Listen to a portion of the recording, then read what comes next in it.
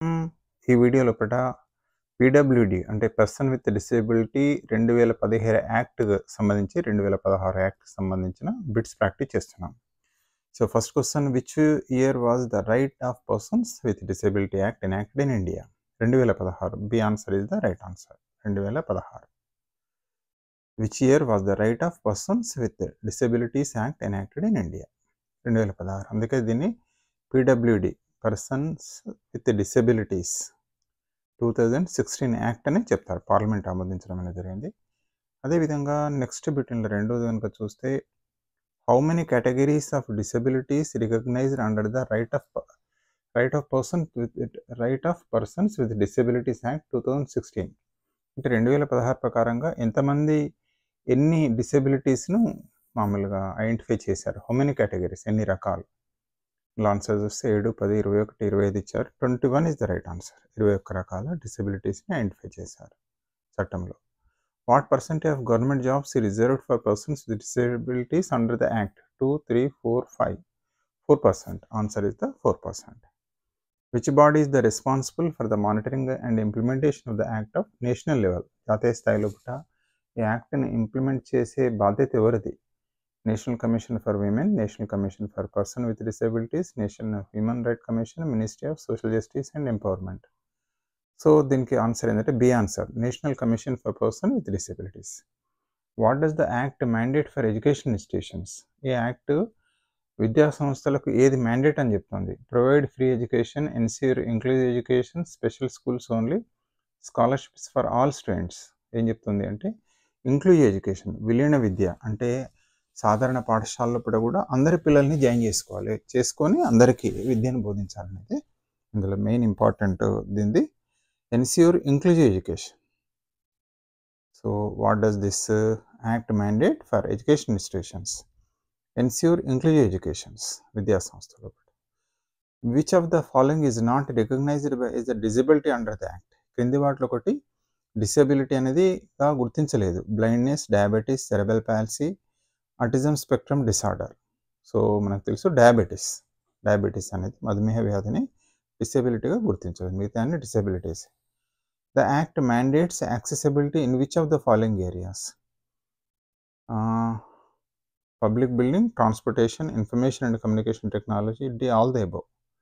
అంటే ఏవి యాక్సెసిబిలిటీ ఉండాలి కంపల్సరీగా వీరికి అనేది అంటే ఇవన్నీ కూడా పబ్లిక్ బిల్డింగ్ కానీ, ట్రాన్స్పోర్టేషన్ కానీ, ICT, all of the above. What kind of guardianship does the act provide for persons with disability? Full guardianship, limited guardianship, no guardianship, temporary guardianship, limited guardianship. Which of the following is penalty for the violation of rights of persons with disability under act? So వారి హక్కులను ఉల్లంఘించినట్టయితే సంస్థలు కానీ వ్యక్తులు కానీ ఏంటిది penalty ఏంటంటే warning, community service, fine or punishment, suspension. C answer, fine or punishment, లేదా both కూడా అంటారు. వారికి ఫైన్ వేయవచ్చు, లేకపోయినట్టయితే శిక్ష, ఇంప్రిజన్మెంట్, జైలు శిక్ష కూడా ఉండొచ్చు. Which category of the persons with disabilities is specifically mentioned for protection under this act? అయితే ఈ యాక్ట్ లోపల ఎవరికి ప్రొటెక్షన్ అనేది అడుగుతున్నాడు. Persons, category of persons with disabilities is specifically mentioned, ఎవరి గురించి ప్రత్యేకంగా మెన్షన్ చేయబడ్డారు? Children and elderly, women and children, youth and adult, all age groups. Women and children. So same దీన్నే తెలుగులో ఇంతకుముందే భారతదేశంలో వికలాంగుల హక్కుల చట్టం ఏ సంవత్సరంలో అమలు చేయబడ్డది? 2016 ఎనాక్ట్ చేయబడ్డది. ఎనాక్ట్. వికలాంగుల చట్టం 2016 కింద ఎన్ని రకాల వికలాంగతలను గుర్తించారు? ఎన్ని రకాలు disabilities? So 21. C answer, 21 types. అదేవిధంగా ఈ చట్టం క్రింద ప్రభుత్వ ఉద్యోగాలలో వికలాంగుల కోసం ఎంత శాతం రిజర్వ్ చేయబడ్డది? సో 4%. ఈ చట్టం కింద ప్రభుత్వ ఉద్యోగాలు ఎంత అనేది ఇంత సేమ్ రిపీట్ అవుతుంది. జాతీయ స్థాయిలో చట్టం అమలు పర్యవేక్షణ కోసం ఏ సంస్థ బాధ్యత వహిస్తుంది? సో జాతీయ వికలాంగుల హక్కుల కమిషన్. B answer. విద్యా సంస్థలు ఈ చట్టం క్రింద ఏమైనా చేయాలా? ఉచిత విద్యను అందించాలి, సమ్మిళిత విద్యను నిర్ధారించాలి. సో సమ్మిళిత విద్య గురించి, సమ్మిళిత విద్యను అందించాలి. ఈ చట్టం క్రింద ఏది వికలాంగతగా గుర్తించగలదు? డిసెబిలిటీ కానిది ఏది? అంధత్వం, మధుమేహం, మస్తిష్క పక్షవాతం, ఆటిజం స్పెక్ట్రమ్ డిసార్డర్. సో దీనిలో మధుమేహం, డయాబెటీస్ అనేది డిసెబిలిటీ కాదు. ఈ క్రింది వాటి దాంట్లో చట్ట ప్రకారం అవసరం ప్రజాభవనాలు ప్రాప్యత అవసరం అన్నాడు. ప్రజాభవనాలు రవాణా, సమాచార సాంకేతికత ఐసిటీ. పైవన్నీ ఆన్సర్ దీనికి. వికలాంగుల కోసం చట్టం ఏ రకమైన వారసత్వాన్ని కల్పిస్తుంది? పూర్తి వారసత్వం, పరిమిత వారసత్వం, ఎలాంటి వారసత్వం లేదు, తాత్కాలిక పరిమిత వారసత్వం. B answer. వికలాంగుల హక్కులను ఉల్లంఘించిన చట్ట ప్రకారం శిక్ష ఏది? హెచ్చరిక, సంఘసేవ, జరిమానా లేదా జైలు, సస్పెన్షన్. సి జరిమానా లేదా జైలు. ఈ చట్టం కింద ప్రత్యేకంగా ఎవరి రక్షణకు సూచించారు? పిల్లలు మరియు వృద్ధులు, మహిళలు మరియు పిల్లలు, యువత మరియు వయోజనులు, అన్ని వయసుల వారు. ఇక్కడ మహిళలు, పిల్లలు. సో మ్యాచ్ ద ఫాలోయింగ్ చూద్దాం ఏమేంటిది. Blindness, a condition where an individual cannot see. Match the following. Blindness, a condition where an individual cannot see. Cerebral palsy, a neurological disorder affecting movement. Cerebral palsy, a neurological disorder affecting movement. Autism spectrum disorder, a developmental disorder affecting communication. Muscular dystrophy, a group of disease causing muscle weakness. Thalassemia, a blood disorder involving less hemoglobin. So వీటిని match చేయమంటున్నాడు. ఆన్సర్లో ఆటోమేటిక్గా matching టైపే ఉంది. 1A 2B 3C 4D 5E. So 1A ఇవి matching already సేమే.